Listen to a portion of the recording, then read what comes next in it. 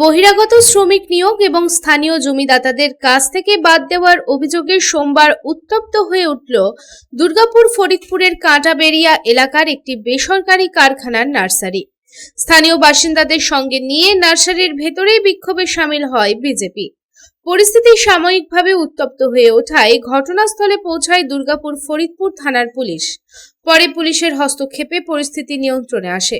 বিক্ষোভকারীদের অভিযোগ, সংশ্লিষ্ট বেসরকারি কারখানা নার্সারিতে স্থানীয়দের উপেক্ষা করে বিহার থেকে বহিরাগত শ্রমিক এমনকি নাবালকদেরও কাজে নিয়ে আসা হয়েছে।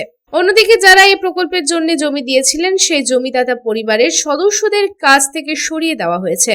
দীর্ঘদিন ধরে পুনরায় কাজে বহালের দাবি জানানো হলেও কর্তৃপক্ষ সেই দাবিতে কোনো সাড়া দেয়নি বলে অভিযোগ স্থানীয়দের। এই ঘটনাকে কেন্দ্র করে ক্ষোভে ফেটে পড়েন এলাকাবাসী। তাদের দাবি, অবিলম্বে স্থানীয় যোগ্য শ্রমিকদের কাজে নিয়োগ করতে হবে এবং যাদের কাছ থেকে সরিয়ে দেওয়া হয়েছে তাদের পুনর্বহাল করতে হবে, অন্যথায় বৃহত্তর আন্দোলনের পথে হাঁটার হুঁশিয়ারি দেন বিক্ষোভকারীরা। এদিন বিজেপির পাণ্ডবেশ্বর মণ্ডল 4-এর সম্পাদক সন্তোষ গুই অভিযোগ করে বলেন, তৃণমূলের মদতে বহিরাগতদের কাজে ঢুকিয়েছে কর্তৃপক্ষ। যারা জমিদাতা ছিলেন তাদেরই কাছ থেকে বের করে দেওয়া হয়েছে। একাধিকবার তাদের পুনর্বহালের দাবি জানানো হলেও কোনো ব্যবস্থা নেওয়া হয়নি। তাই বাধ্য হয়ে এই আন্দোলনে নেমেছি। এই ঘটনার বিরুদ্ধে প্রশাসনের হস্তক্ষেপ চাই এবং পুলিশের কাছেও লিখিত অভিযোগ জানানো হবে। এই যে ফার্মটা আপনি দেখছেন সামনে, এটা দীর্ঘ 20 বছর আগে কেনা হয়। তারপর বিভিন্ন চাকরির প্রস্তাব দেওয়া হয়, যাই হোক পরে আবার জমিরা বিক্রি করে এখন একটা এগ্রিকালচার ফার্ম করে নেক্সট লাস্ট 8-10 বছর এটা চলছে। তো এখানে যারা পুরনো ওয়ার্কার 8-10 বছর যারা কাজ করছে এদের কোনো মান্যতা নাই, একটা ন্যূনতম পরিচয়পত্র নাই, ইএসআই নাই, পিএফ নাই, বাদ দেন 8 ঘন্টায় হাইডি দেয় 250 টাকা, মাসে 14টা কাজ, মানে অ্যাপ্রক্স 3 থেকে 3,500 টাকা হয়। তো সেই লোকগুলোকে আজকে দীর্ঘ 1 মাস ধরে বসে করে রেখেছে। বাইরে থেকে, বিহার থেকে, আমাদের গ্রামের বাইরে যেসব গ্রাম রয়েছে সেই সব গ্রাম থেকে লোক নিয়ে আসছে, নগদ টাকাতে কাজ করাচ্ছে। নগদ প্রায় 400 টাকা হাইডি দিচ্ছে। হ্যাঁ, প্রায় 400 টাকা হাইডি দিচ্ছে। আর আমাদের এইগুলোকে কাজ করা ছিল 250 টাকা হাইডিতে।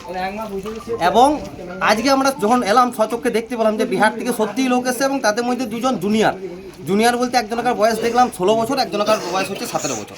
তো দীর্ঘদিন ধরে এই এলাকার মানুষকে যে প্রতারণা, কৃষকদেরকে যে প্রতারণা, চাকরির নামে জমি কেনা, আজকে 250 টাকা হাইডি দিয়ে কাজ করানো, এইগুলার আমরা সমস্যার সমাধান চাই। আর আমরা যে কৃষকরা একটা সাবমার্সিবল পাচ্ছি না, এইখানে এই ফার্ম কি করে এই ভৌম জলস্তরে জল তুলে 7খানা কমার্শিয়াল সাবমার্সাল নিয়ে এই একরের পর একর জমি চাষ করছে। আমাদের প্রশ্ন খুব সাদা, খুব জলের মতন পরিষ্কার। আমাদের কাজ দরকার, আমাদের 26টা কাজ দরকার মাসে, আমাদের বেতন দরকার, আমাদের পেটে ভাত দরকার, আমাদের আর কোনো দাবি নেই। এদিন বিক্ষোভের জেরে কিছু সময়ের জন্য এলাকায় উত্তেজনার পরিবেশ তৈরি হলেও খবর পেয়ে দ্রুত ঘটনাস্থলে পৌঁছায় দুর্গাপুর ফরিদপুর থানার পুলিশ আধিকারিকেরা বিক্ষোভকারীদের সঙ্গে কথা বলেন এবং পরিস্থিতি শান্ত করার চেষ্টা করেন। এদিন এই প্রসঙ্গে বিক্ষোভকারী মনি হাজরা জানান, 8 বছর ধরে কাজ করছি, এখনো কোনো কাজ নেই। চাকরির আশায় জমি দিয়েছি, 1 মাস ধরে বসে আছি। করছেন আপনারা?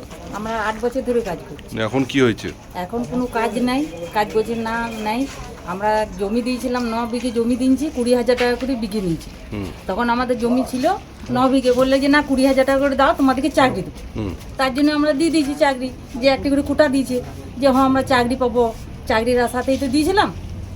তারপর অনেক দিন বন্ধ ছিল, মানে কোনো কাজযোগ হয়নি। তারপরে হলো, তারপর আমরা 8 বছর ধরে কাজ করছি, 250 টাকা বেতন, মানে একটুকু কোনো ইয়ে নাই, ফ্যাসিলিটি নাই। 8 ঘন্টা বসতেও পাবো না, হ্যাঁ, একটু জল নিয়ে বোতলে জলও খেতে পাবো না, মাটির কাজ করতে হয়, বসতে পাবো না, একটু আরাম করতে পাবো না। তোমরা 100 দিনের কাজ করতে এসছো, তোমরা কি আরাম করবে?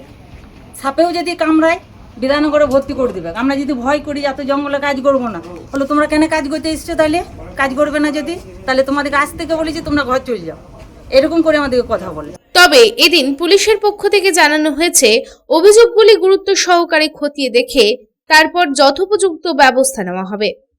দুর্গাপুর থেকে সাধন রুজের রিপোর্ট, পাবলিক টাইমস।